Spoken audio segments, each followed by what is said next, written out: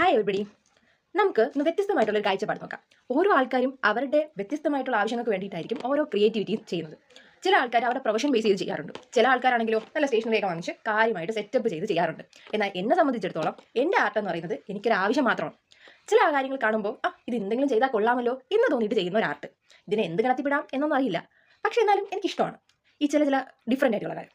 ഒരു എക്സാമ്പിൾ പറഞ്ഞു കഴിഞ്ഞാൽ കഴിഞ്ഞ ദിവസത്തിൽ എൻ്റെ ഒരു സുഹൃത്ത് അവൻ്റെ സ്ക്രീൻ കാർഡ് ഒന്ന് ശരിയാക്കി തരുമെന്ന് പറഞ്ഞു എൻ്റെ കയ്യിൽ തന്നു.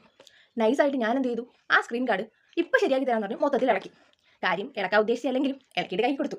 പാവം സമ്മതിച്ചു തന്നു, സ്ക്രീൻ കാർഡും മാറ്റി. അപ്പം തന്നെ അടുത്ത സ്റ്റോറി പോയിട്ട് സ്ക്രീൻ കാർഡ് പുതിയത് വെച്ചു. പക്ഷേ ഇതിൻ്റെ ഇടയിലുള്ള ഒരു കാര്യം എന്ന് വെച്ച് കഴിഞ്ഞാൽ ഞാൻ സ്ക്രീൻ കാർഡ് എടുത്ത് ഇളക്കിയപ്പോൾ ആ ഇളക്കിയ സ്ക്രീൻ കാർഡ് ഞാനെടുത്ത് ബാഗ് ഇട്ടു. അവൻ അത്ര പിടിച്ചിട്ടില്ല, എന്നാലും കുഴപ്പമില്ല. ആ സ്ക്രീൻ കാർഡ് കൊണ്ടിട്ട് ഞാനൊരു പുതിയ ക്രിയേറ്റീവ് ഐഡിയ നോക്കി. പുതിയ ക്രിയേറ്റീവ് ഐഡിയ ഒന്നുമല്ല, എല്ലാവർക്കും ചെയ്യാൻ പറ്റുന്നതാണ്. പക്ഷേ എന്നെ സംബന്ധിച്ചിടത്തോളം അപ്പോൾ ആ നിമിഷം തോന്നിയ അതാണ് എൻ്റെ ക്രിയേറ്റിവിറ്റി. അത് എന്താണെന്ന് നമുക്കൊന്ന് കാണാം. ഇതാണ് നമ്മൾ ആർട്ട്.